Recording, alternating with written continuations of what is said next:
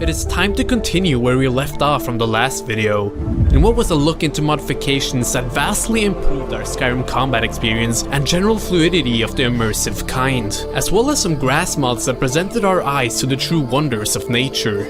This is the second part of our organized, not so organized look back at the mods that came out at the tail end of 2020. From modifications that'll make our game simply look better, to mods that overhaul locations, giving them a bigger presence, to mods that'll just make our Skyrim experience more pleasurable and more, we've got some exciting stuff to take a look at. So, welcome ladies and gentlemen of the internet to the 20th video in our somewhat weekly Skyrim mod series, a series where we take a real good look at the most recent interesting mods on Nexus.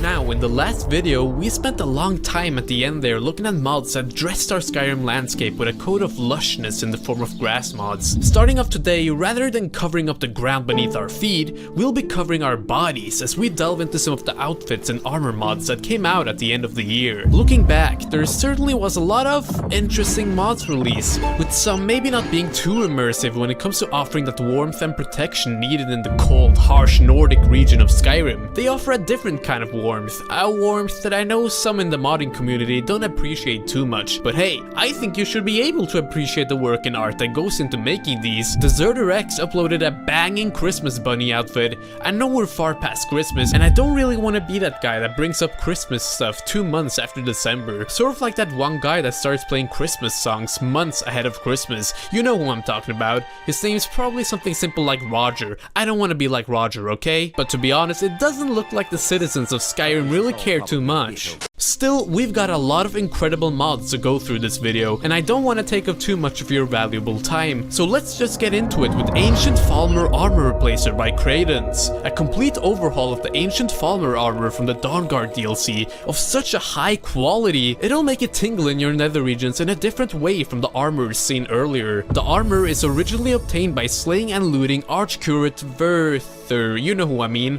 during the Dawnguard main quest. With him being one of the last living snow elves, it is only fitting that his armor is of the most extraordinary of craftsmanship. It looks both ancient and futuristic at the same time, not to mention badass, with some of the most exquisite shoulder pads you'll ever see. The red robe adds that extra style to it as well, so it looks like an armor befit of a person of quite a power, with the plating neatly placed both underneath and on top to provide protection. It's definitely the more epic and attractive option compared to the base vanilla Ancient FALMER armor. If you install the required file, you can also add that SMP goodness to the bottom of the robe at the back. I can definitely see this armor being fit for like a war mage type build. Next, we take a look at a female armor mod in the form of Crystal Armor by Jerome. This adds a brand new, very magical looking, unique piece of armor made from scratch to your game. I've never actually seen an armor of this kind before, with the crystals protruding out of the clothing to make for solid protection against any foes you may encounter. It looks different, stylish, and very creative.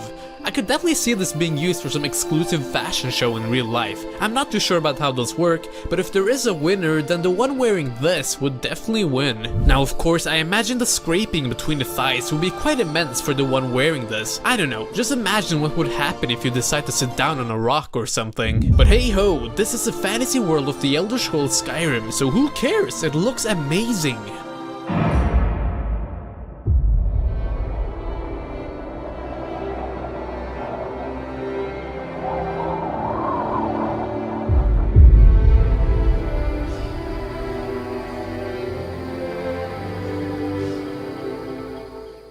Armor of Intrigue SE is probably a mod you've heard of before. It's quite popular on Oldrim. It's also been ported to SE, which then might make you wonder, why did Zeknapain decide to add another port of this mod to Nexus? Well, this ain't no simple port. Through many hours of testing and adjusting meshes, textures, and the plugin itself, this is a new rework of the entire already decent mod, fixing various issues with quality of life improvements and new options when it comes to the external appearance of the armor. armor. The highly detailed set of male armor can be crafted at a forge, with the bags, pouches and satchels to be crafted at a tanning rack. The base armor of course looks great, but when installing the mod, you'll be given lots of different options in how you want to deck out the outfit with various accessories. You can replace the chest stiletto on front with a green potion vial, leaving the other on the belt. You can remove the leather straps on the back if you find that to be a cleaner look. The default badge can be swapped out with 6 new different options. You can make the entire outfit brighter if you need to. Ladies and gentlemen, you can even opt for an optional alternate heavy armor modeled version. The options and choices you can make here, it just doesn't get much better than this. If you're one of the people out there making use of the previous versions of Armor of Intrigue, then I definitely recommend installing this to get the most out of the armor in what is the ultimate Armor of Intrigue.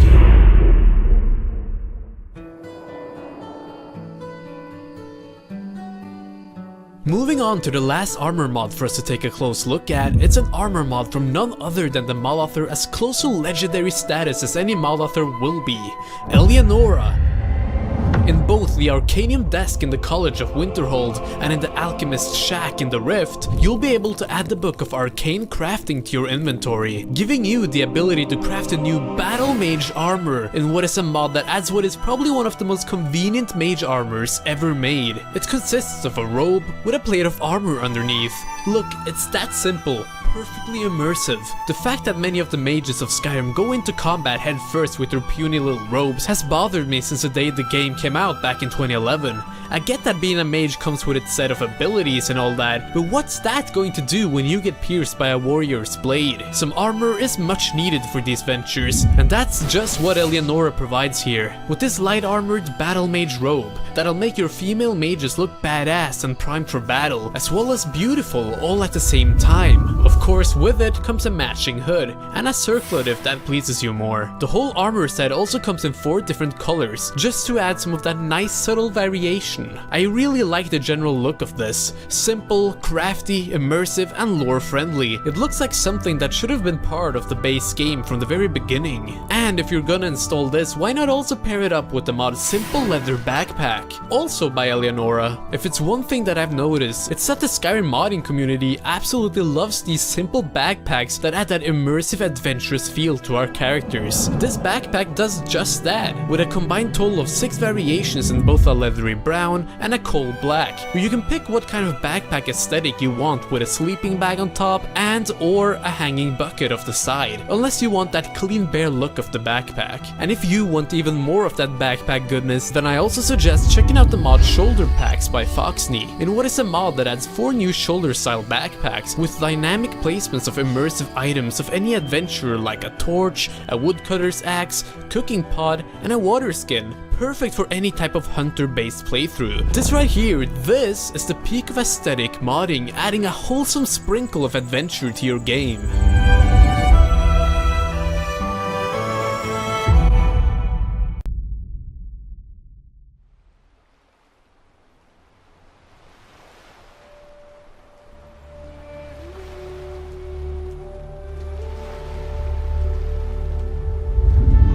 Now that we've taken a look at mods that improve and add to the appearance of our characters in the form of clothing, it's time to move on to a set of mods that affects the very textures and models of in-game items to create for the most splendid of visuals to be seen in our beloved Skyrim. See, there were a lot of mods of the kind uploaded to the good old Nexus at the latter part of 2020, but a select few really stood out to me, and I see no better fit than to start off with a mod from a very highly respected and productive mod author in what is the mod Cloaks of Skyrim Retextured SE by ALCHEMY, a mod that retextures Nikki Noodle's famed Cloaks of Skyrim in what is not just some simple upscaling, no. ALCHEMY has retextured and redesigned these cloaks from scratch, so again, a mod that makes our characters look better. As I said in the intro, this is kinda what I call organized, not so organized, but oh well, no matter. This, ladies and gentlemen, this is an amazing mod.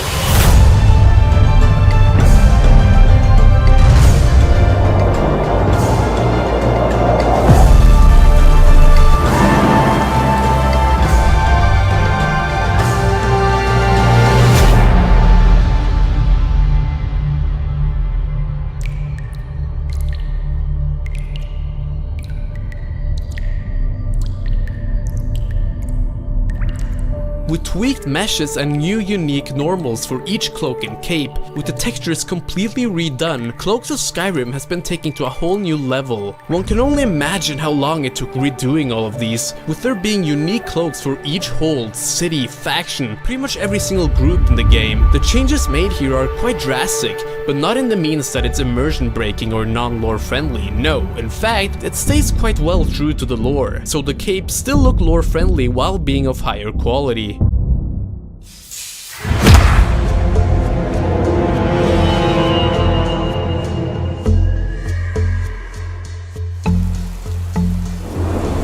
Some of these designs are very creative, with some of the capes being very memorable due to their unique looks. Like the Daedric cloak looking very Daedric-y, the Cloak of the Crow looks really epic, and although I may not be too fond of the FALMER capes look really fucking dope.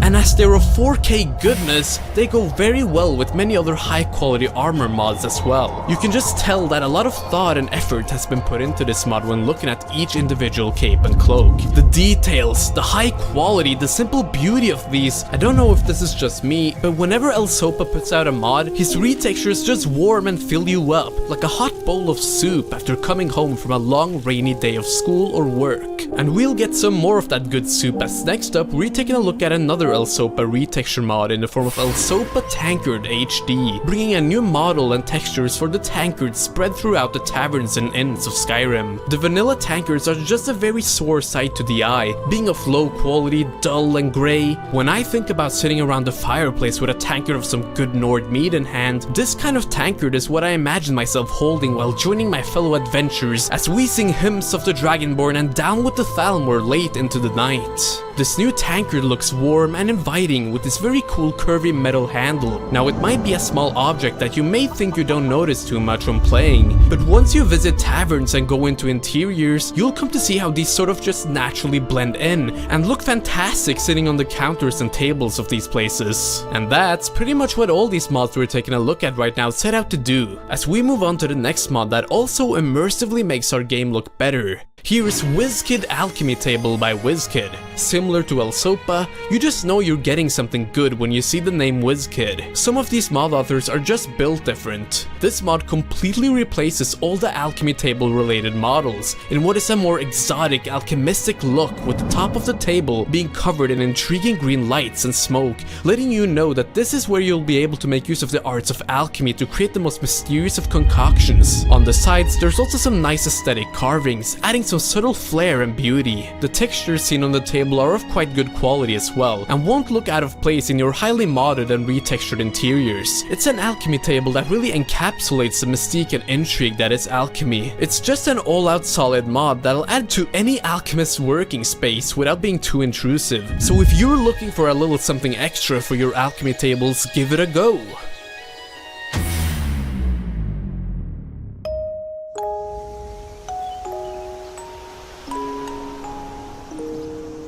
As is the case with most retexture mods, it's all about improving the game graphically little by little, just to make sure that for those small moments when you decide to go up close and take a look at a certain something, it doesn't ruin your day with its 2D low-res textures that naturally are to be expected of a game released back in 2011. Mods like Jazzbay by Mary by Art by Mary are made to make sure that doesn't happen. This is an up to 4K replacer of the Jazzbay grapes found in Skyrim. Vanilla Jazzbays are uninspiring, bland, and unimmersive 2D. Like she's already done with most of the other plant life in the game, she's enhanced these from the leaves to the grape itself to the utmost perfection with true fixed 3D normals that look very grape.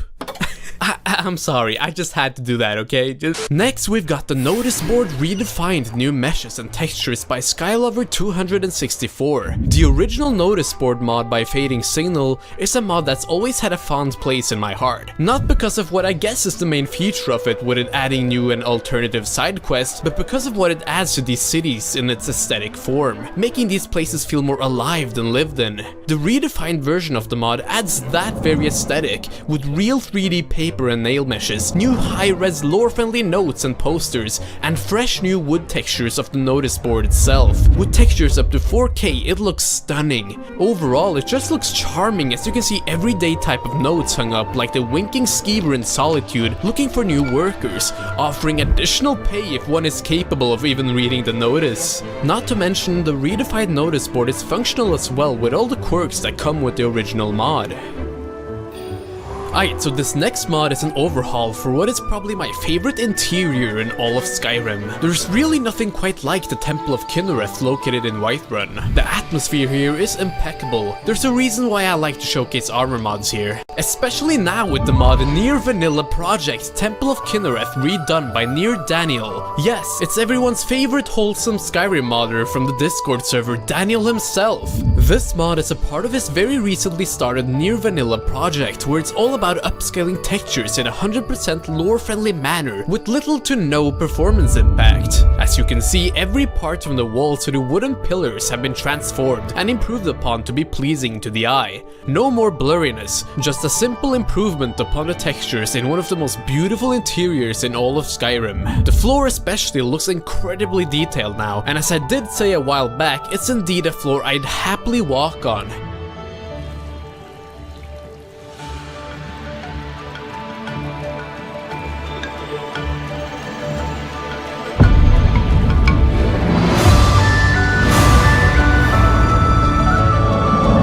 Recently, he added a parallax add-on file as well, to give the textures more of that three-dimensional look. And with the increased protrusion, it really makes it so that you can almost feel the tiles on the floor. All in all, a very eye-pleasing mod. Now, if you want to interact with mad lads like Near Daniel and people of the similar kind, or even myself, then might I suggest joining the ever-growing Inn of Immersion. Link to be found down below. We have a lot of fun over there, so why not join? And if you for some reason can't, then you can always make up for it by liking the video. You know, only if you're enjoying it so far, of course. It lets me know that you want more of this, which then leads me to making more videos. Okay, who am I kidding? I'd still be making videos with no likes. Just do whatever you want. Back to the mods. As we take a look at yet another mod affecting and retexturing an interior space, it actually makes quite a big change, namely to the more opulent interiors of Solitude, starting with the Blue Palace.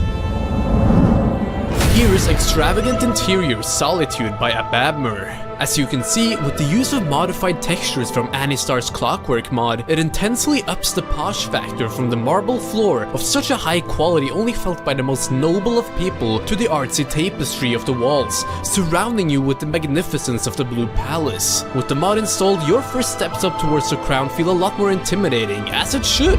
This is in fact the supposed seat of the High King. Carvings, flowers, beautiful curves and shapings are all to be found on the tapestry and the woodwork of the walls. Walking down these halls as you're engulfed by all the royalty feels a lot more exciting. It just looks more like a place of importance rather than just another big building. The mod affects the entire palace, including the smaller rooms like the kitchen area and the bedrooms as well. Now, extravagant interiors affect a few other places of similar nobility as well, such as everyone's favorite Vittoria Vici's house, properly making changes to the interior to better fit a person of her family name and ranking, surrounding her with only the finest of materials. I mean, come on, just look at the dope-ass design of this roof. It also overhauls the Proudspire Manor, available to the player. I feel like no one really cares much for this player home. People do seem to be more attracted with the simplicity of Breeze home, but perhaps you'll find this home to be more to your taste with these new textures. Lastly, it also affects the FALMER embassy placed up to the mountain wall. I usually like to stay as far away from the FALMER as I can in my playthroughs, but damn, would I not mind perhaps blowing off a little steam in their embassy now that it looks like this.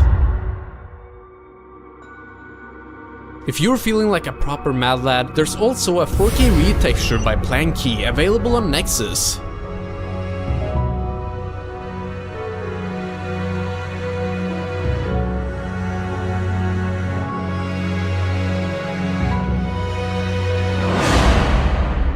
As we near the latter part of our second look back at the late mods of 2020, the quality of these mods do in no way decrease. This just goes to show that this has indeed been a fantastic year for Skyrim modding. This next mod is very much for those of you who like the simple vanilla-like enhancements that don't stray too far away from what is to be seen in the base game. With about 50,000 downloads on Nexus, here's High Poly Vanilla Hair by MAGE.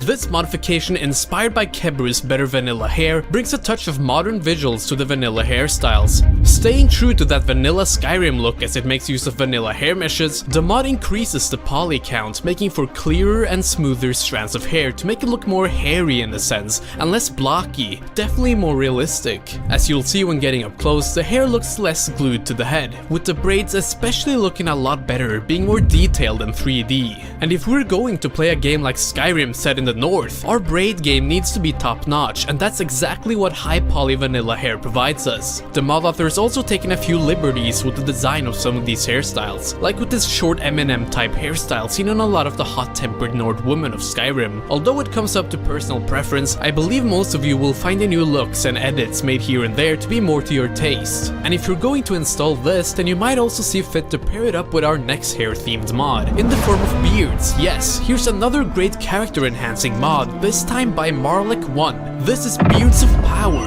Scruffy, hard, cold, fucking badass is what comes to mind when looking at the powerful beards this adds to the game.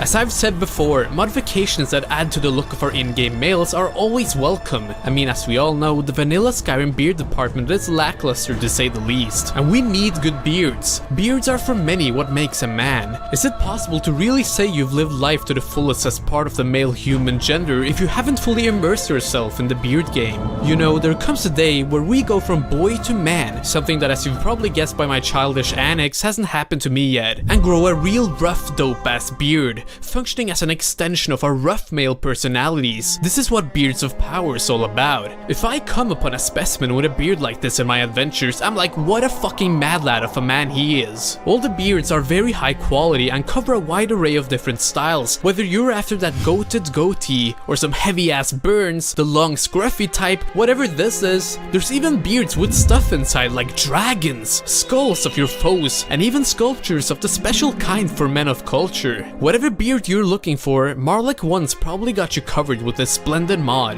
Beards of Power is a pure, healthy addition to any load order.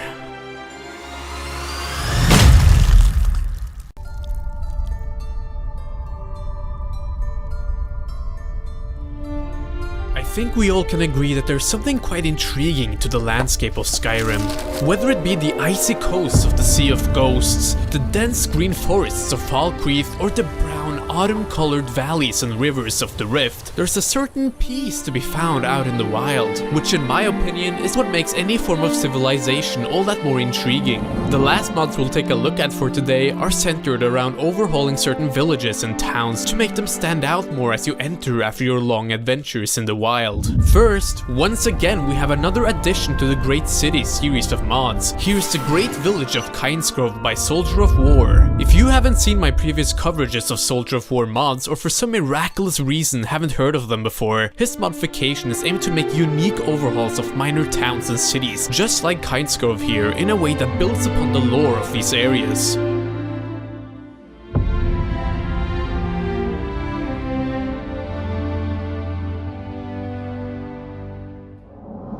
The Great Village of Kynesgrove replaces the base farmhouse structure seen pretty much everywhere with new unique custom models, with some of these being shaped like the old typical Norse long halls, and the smaller houses having that typical triangular hat-like shape, typical of the huts often seen today in the mountains of Norway. The overhaul certainly passes the vibe check and will in no way drag you out of an immersive session of Skyrim. Like his Mixwater Mill overhaul we looked at a while back, the charming lush sod rooftops are to be seen here as well. Now, in addition to overhauling the small village, the Grove has been expanded with more structures, and you'll find a blacksmith as well as an all-new player home you can buy from a nearby NPC, in the case you find yourself longing to settle down in this rejuvenated Kynesgrove. Oh, and the newly added NPCs, well, they're all voice acted, all wonderfully fitting into the small village of sacred trees dedicated to the goddess Kyne. Are you here to spit on our traditions? Cut down our sacred trees? Many would tell you Kynesgrove is a quiet and uninteresting place. But to me, it is the most beautiful place in Skyrim. The grove seems to calm the wildlife. Giants often come to visit the grove. It seems all life knows to respect kind. I am part of an ancient sect called the Keepers of the Grove. I disgraced myself and my family. It is only with Kain's blessings that I could ever dare to face my family once more. We honor the ways of Kain and only take what nature provides us. The word complete couldn't be used better than to describe the mod that is the great village of Kynesgrove. It stunningly transforms the village into something greater, with changes and additions that indeed make sense to the location. Windhelm, the City of Kings as it's called by many. It is the oldest city in Skyrim, built upon a strong connection to an identity forged by years under different strong Nord rulers. This rich history is in many ways reflected on the surface with the old stone structures of the central stone quarter and the large, almost ancient buildings of Valunstrad. But as one enters the infamously named Grey Quarter of the Dunmer Outcasts, there's a different atmosphere. And it is this atmosphere the mod Windhelm expansion Grey Quarter by Robin959 seeks to enhance, with over 20 new interiors and over 50 new NPCs in what is a blend of shops and homes. The mod expands the Grey Quarter with structures in a blend of the traditional Dunmer style and the stony structures of Windhelm. Having been populated by the Dunmer refugees many years ago with the eruption of the Red Mountain in Morrowind, it only makes sense for this part of the city to be more influenced by the Dunmer aesthetic. This is some really good Dunmer content for those of you interested in that. Entering this new revamped quarter of Windhelm, it definitely feels like you're in a different part of town if you catch my drift. You'll find new vendors of the typical kind, whether it be food, books or general goods, as well as a new alchemy shop.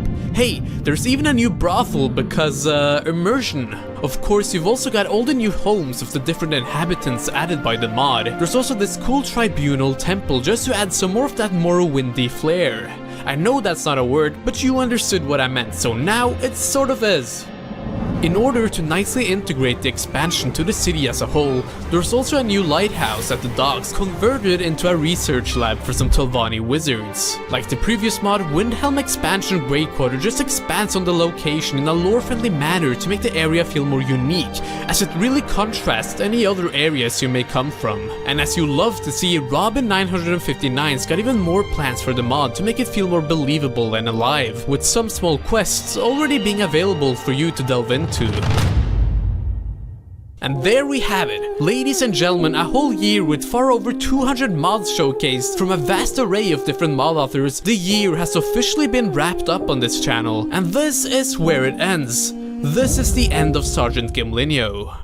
Psych! This, folks, is only the beginning. No, wait, it has barely even begun. There's a lot of things I'm yet to do and accomplish. My level of video production is still nowhere near where I want it to be. Not to mention the 2021 year of Skyrim modding already looks to be a good one, and I would be honored to have all of you with me as we experience it together. As always, links to all the modifications shown in the videos to be found down below. Go show some love to the mod authors by endorsing the mods. With that, this has been Gim. May your roll lead you to warm sands, everyone. See ya!